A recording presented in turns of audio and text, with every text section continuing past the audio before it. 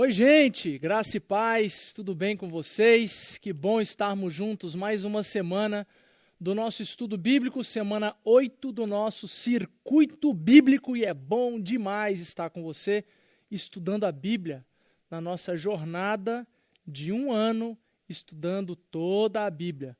Estamos nessa semana 8 conversando sobre textos de Levítico e continuamos seguindo lá nos provérbios. Então, quero convidar você a conversar comigo hoje, meditar na palavra, sobre como que a gente pode abençoar pessoas. Então, quero convidar você nesse momento aonde você estiver fazendo o que você está fazendo, que você se concentre em Deus e faça uma oração, pedindo para que, de fato, o Espírito Santo de Deus conduza nessa nossa conversa espiritual algo que seja pessoal para você, algo que te desperte, que te destaque para uma vida ainda mais comprometida com o nosso Deus. Você pode orar comigo em nome de Jesus? Papai, muito obrigado por essa oportunidade que a gente tem de poder livremente abrirmos a palavra e conversarmos sobre aquilo que é do Senhor. Peço que, de maneira muito especial, o Senhor nos dirija nesse encontro aqui de hoje, nesse estudo bíblico, e que aquilo que o Senhor quiser dizer para cada um de nós, que seja algo personalizado, Pai. Essa capacidade e esse poder que o Senhor tem de falar com a gente de maneira pessoal, onde quer que a gente esteja, fazendo o que a gente estiver fazendo. Então, ministra o coração de todos e que seja transformador para a glória do Teu nome, em nome de Jesus. Amém. Meus irmãos, nós estamos vivendo no ano de 30 anos da nossa igreja o tema Santidade que Impacta. A gente tem perseguido esse grande alvo e eu estava passando no circuito pelo texto de Levítico capítulo 9 e algo me chamou bastante atenção. Antes de ler, eu quero só lembrar um pouquinho para vocês algumas coisas importantes. Quando a gente lê o Antigo Testamento, especialmente esses livros que são marcados por normatização de como que o povo precisava viver, a gente tem que ter uma noção muito clara do que Deus estava fazendo e quem é Deus nesse processo. Primeiro, o que Deus estava fazendo? Deus estava formando um povo. Para Deus formar um povo, o tipo de rigor que ele precisava exigir das pessoas era muito grande, porque as pessoas não tinham outra referência. Então, ou tinham muitas outras referências vindo de alguns povos próximos deles, então Deus estava estabelecendo as regras do seu próprio povo. Então, ele era muito meticuloso, muito detalhista, muito específico. E na formação do seu povo, Deus, como sendo Deus verdadeiro, o grande Deus, o Senhor dos Senhores, ele queria que o povo sobrevivesse. Então você vai ver muitas coisas do aspecto da lei, das normativas, de sacrifício, de purificação, de puro e impuro. Você vai ver muito Deus usando processos de higiene com o povo. Então, ele torna impuro aquele que está com mancha por alguns dias, até que veja se essa mancha vai evoluir ou não, para proteger o povo, para que não haja uma proliferação de uma enfermidade, por exemplo, e acabe com todo o povo. Então, tudo que Deus faz de lei tem a ver com a adoração, tem a ver com a higiene, tem a ver com como que o povo se portaria de maneira civil entre eles. Então, tem todos esses aspectos na lei de Deus, muito especialmente para preservar o seu povo, para que o seu povo continue se multiplicando e sendo próspero e sendo bem-sucedido. Um outro aspecto importante sobre a lei de Deus, e quando você chega em Levítico, você vai lendo muitos detalhes sobre como fazer, como não fazer, o que fazer com a gordura, o que fazer com as vísceras, o que não fazer, onde queimar, o que comer, pegar com o dedo o sangue, botar na barra lá da tenda, enfim, todos esses detalhes você vai ver o caráter de Deus. Você vai enxergar o quanto que Deus ele é exigente na maneira de ser adorado, ou como ele gosta de ser adorado. Isso não mudou, gente. Com o tempo da graça, a partir de Jesus, que ele estabeleceu esse tempo de resgate da nossa vida, e a gente vive o tempo da igreja, Deus não mudou o seu jeito de querer ser adorado. Ele ainda é meticuloso, ele ainda é exclusivista, ele quer que você o adore e pronto, que você não divida a glória dele com ninguém. Ele quer o coração integral, ele não quer parte do coração, porque ele sonda o coração. Tudo isso que você está vendo em Levítico, ok, não tem mais para nós o peso da lei, mas o caráter de Deus, a gente precisa olhar para o texto bíblico e ver quem é Deus. Dentro desse processo, que não dá para adorar a Deus de qualquer jeito, não dá para louvar a Deus de qualquer jeito, não dá para viver uma vida que seja chamada uma vida que segue os passos de Deus, ou que uma vida de adorador a Deus, fazendo do jeito que eu quero, do jeito que eu acho que é certo. Não, existe um conjunto de posturas, um jeito de viver a vida que a gente precisa seguir se a gente quiser que Deus e Jesus e o Espírito Santo sejam essas pessoas que nos modelam, que servem como referência para nós. Então, é muito importante você ler. Você pode achar, até mesmo se você está acompanhando o circuito bíblico, algumas pessoas já comentaram comigo, obviamente, que é muito maçante ler alguns textos de Levítico, até o próprio livro de Levíticos é muito difícil, muita regra, muita coisa sobre sacrifício, sobre holocausto e tal, é muito difícil. Mas olha, se você começar a ler com aspecto, com óculos, com a lente de, ok, deixa eu ver Deus aqui, o caráter de Deus e como que Deus é específico, é detalhista, o quanto que ele quer seriedade, exclusividade, o quanto que ele é esse Deus, eu tenho certeza que a sua maneira de enxergar os processos da lei, de que Deus está tentando formar o povo, ou formando o seu povo, você vai sentir um pouco mais de leveza nos processos da leitura mais densa sobre a lei. Tá bom? Então, capítulo 9 de Levítico, eu vou ler apenas 2 versículos, os versículos 23 e o versículo 24. Lembrando que Deus já tinha dado uma série de orientações para Moisés sobre como que o povo tinha que se portar, como que Arão, como sacerdote, precisava se portar, qual era o tipo de, como que ele construiria a tenda, e na construção da tenda, como que seriam os papéis de Arão e os seus filhos como sacerdotes, como que isso tudo funcionaria, como que seriam as vestes de cada um, o que faria no dia da consagração. Deus deu todas as orientações, todas as regras de como seria cada detalhe de cada sacrifício sobre cada coisa. Chegou aqui no capítulo 9, então, nesse lugar, Moisés então ensina, e aí começa então o trabalho de ministério dos sacerdotes, de Arão e de seus filhos. E aí eles fizeram um monte de coisas, o ritual de consagração e tal, os holocaustos, apresentou o holocausto, ofereceu conforme o Senhor tinha prescrito, e aí chega no versículo 23, que é o lugar que eu quero chamar a sua atenção no dia de hoje, seja hoje qual o dia for para você. Assim, depois de tudo isso que aconteceu, todos os rituais de sacrifício e consagração, assim, Moisés e Arão entraram na tenda do encontro. O que é essa tenda do encontro? O lugar onde Deus estava. O lugar onde a arca de Deus estava, a presença de Deus estava. Então, Arão e Moisés entraram na tenda do encontro. Quando saíram, abençoaram o povo. E a glória do Senhor apareceu a todos eles. Saiu fogo da presença do Senhor e consumiu o holocausto e as porções de gordura sobre o altar. E quando todo o povo viu isso, gritou de alegria, prostrou-se, rosto em terra. Eu quero tirar uma lição aqui que para mim me desafia e me ensina. Nós estamos vivendo nesse desafio de vivermos uma santidade que impacta as pessoas.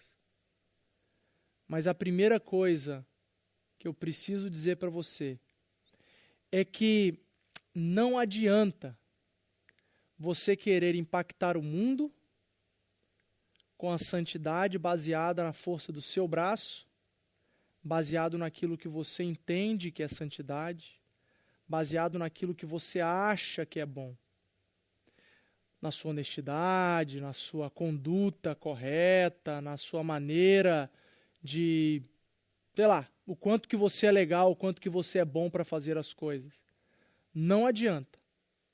Porque se você quer impactar o mundo, abençoar pessoas do seu jeito, você vai cometer o grande erro de seguir as suas próprias vontades, seus próprios desejos, e não ter o seu ouvido sensível para ouvir aquilo que Deus quer de você, e a partir do que Deus quer de você, você vai fazer na direção das pessoas. Quando eu olho para esse momento aqui, onde Moisés e Arão só conseguem abençoar o povo depois que entram na tenda do encontro, eu preciso dizer uma coisa para você. Você precisa do tempo na tenda do encontro.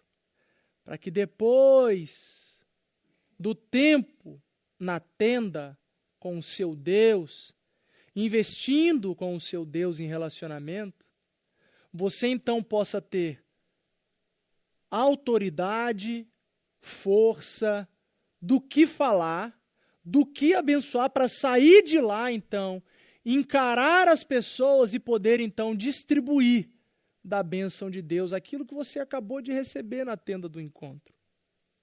Porque se você não é abastecido, se você não é ferramentalizado, se você não busca recarga, alimento, manutenção da vida, progressão, amadurecimento, na tenda do encontro onde Deus está, não tem do que você falar, porque aquilo que você vai falar é humano, é vazio, é pequeno, não tem autoridade, é conversa, sabe?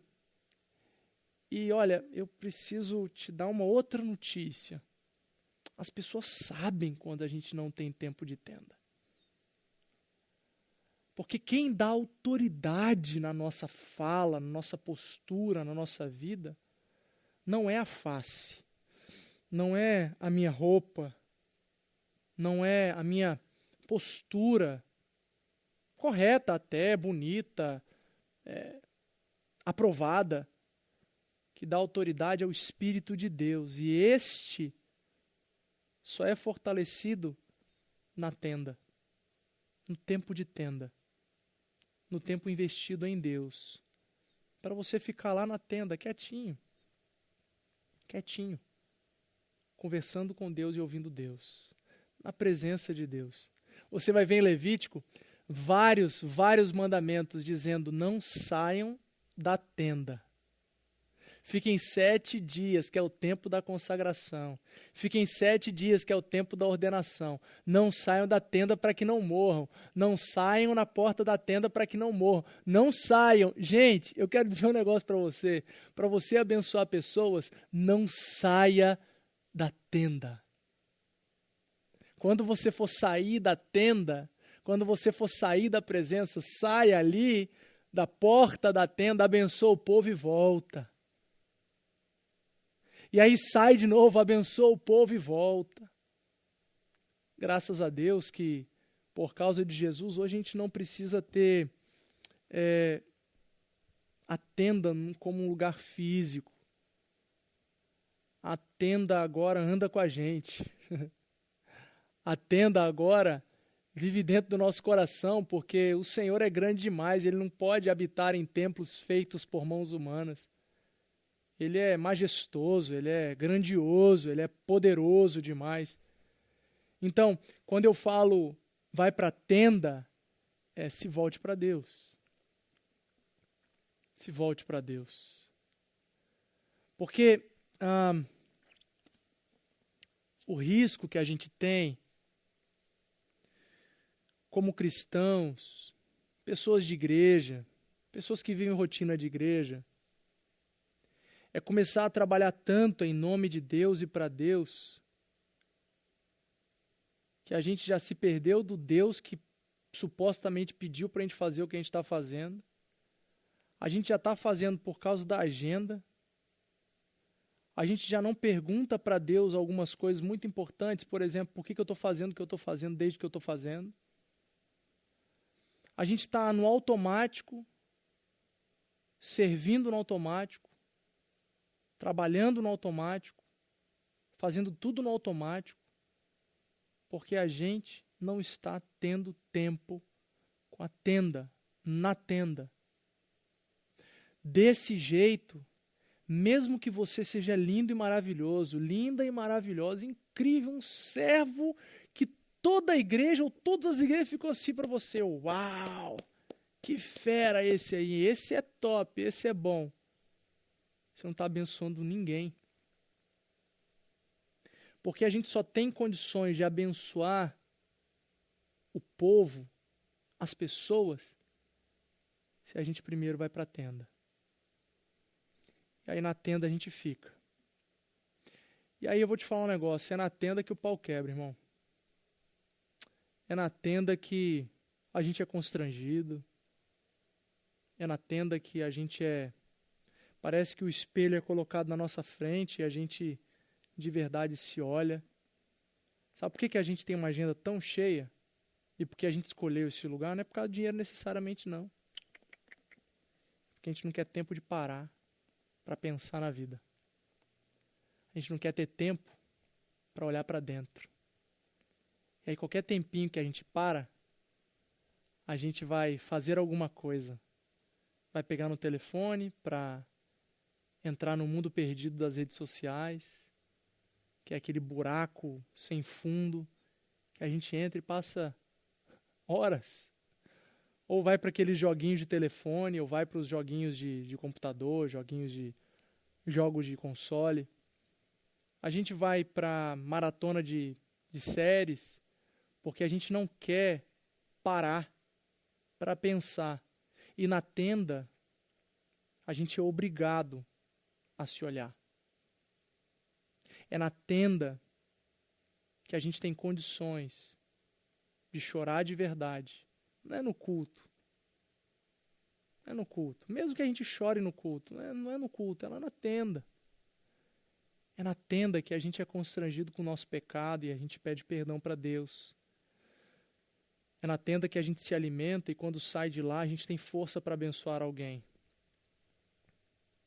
Quando a gente não entra na tenda e a gente tenta abençoar pessoas na força do nosso braço, vai chegar a hora que a gente vai falar assim, eu não quero mais. Eu cansei. Não, pastor, é muita coisa. Não, é muito, não dá para mim. Porque está na força do seu braço. Quem está na tenda, mesmo que a gente sofra e corte na pele tantas vezes, a gente é fortalecido, a gente é animado. Claro, irmãos, temos que cuidar da nossa família, temos que cuidar da nossa agenda. Eu faço isso, o pessoal que trabalha comigo faz isso também. Galera que trabalha aqui, gente, a gente tem que fazer isso. Os voluntários, a gente tem que cuidar de todo mundo, é verdade. Mas o princípio é, sem tenda, não abençoamos pessoa alguma. Com tenda, mesmo que o nosso trabalho supostamente seja o menos importante, o que não existe. O menos importante. Se a gente tem tenda, a gente está abençoando as pessoas. Perceba uma coisa que o texto fala, que eles entraram na tenda, Moisés e Arão, saíram, e depois que saíram, abençoaram o povo. E o que aconteceu em seguida é que a glória do Senhor apareceu a todos. Quando nós temos tempo de tenda e escolhemos sair para abençoar as pessoas verão a glória de Deus através da minha vida. através da sua vida. É por isso que há um impacto de santidade nas pessoas. Porque eu estou cheio de Deus, eu fiquei lá na tenda, eu fiquei na presença, eu quis a presença, eu insisti na presença. Constrangido às vezes, apertado às vezes, eu estive lá e eu permaneci lá, mesmo que doesse. Tempo de tenda me empodera para abençoar, e abençoando, a glória de Deus é vista, não a minha. Sem tenda, eu quero que a glória seja dada para mim. O fogo da presença do Senhor consumiu o holocausto, as porções de gordura sobre o altar. E quando todo o povo viu isso, gritou de alegria e prostrou-se, rosto em terra. Depois que a glória do Senhor é vista pelas pessoas, porque eu resolvi abençoá-las, porque eu tive tempo com Deus na tenda do encontro, é natural, é condição que haja uma alegria plena nas pessoas que estão sendo abençoadas, e uma condição de rendição que é tão grande quanto a alegria. Abençoar pessoas, como resultado, é você ver no outro uma condição de humildade e rendição aos pés da glória, aos pés do grandioso Deus. E enquanto se prostra em rendição, enquanto reconhece o tamanho de Deus, o sorriso está no rosto. Mesmo que a gente morra para os nossos desejos, para as nossas vontades, para aquilo que a gente sempre sonhou, por causa da glória de Deus e por causa da sua influência na minha vida, porque você estava gastando, investindo tempo lá na tenda, eu me humilho, eu me rendo diante do Senhor e o meu coração fica sorrindo de alegria. Se você quiser abençoar pessoas, invista tempo na tenda, para que você possa sair e abençoar a minha vida, me impactar com a glória de Deus que está em você, que começa a encher o seu coração por causa daquilo que você está buscando em Deus no seu secreto. O resultado é que eu vou me prostrar diante de Deus rendido. E eu vou ser o cara mais feliz do mundo, alegre e contente, por causa da presença de Deus. Que Deus te abençoe, que Deus te movimente, que Deus, de uma vez por todas, te ajude a mexer na sua agenda, para que você priorize o tempo do encontro, o lugar da tenda com Deus, o lugar da presença marcada pelo tempo que você vai dedicar ao Senhor. Ore a Deus em todo o tempo, mas entra também no seu quarto, feche a porta e converse com Ele, que em secreto vai te recompensar. Jejue ao Senhor, adore ao Senhor, louve ao Senhor na sua casa, medita na palavra, evangelize, busque comunhão com pessoas que são cristãs, amadureça, cresça. Tudo isso é tenda, tudo isso é buscar a Deus. Vai para a célula, peça ajuda, peça suporte, fala que você não sabe, que você queria aprender a gastar, a investir mais tempo na tenda. Fala com alguém que é um pouco mais maduro do que você. Essa pessoa vai ter muita alegria de poder te ajudar e segurar na sua mão. Que Deus te abençoe, que o Senhor guie você e que seja tudo para a glória dele. Que Deus te abençoe e até a próxima, gente. Tchau.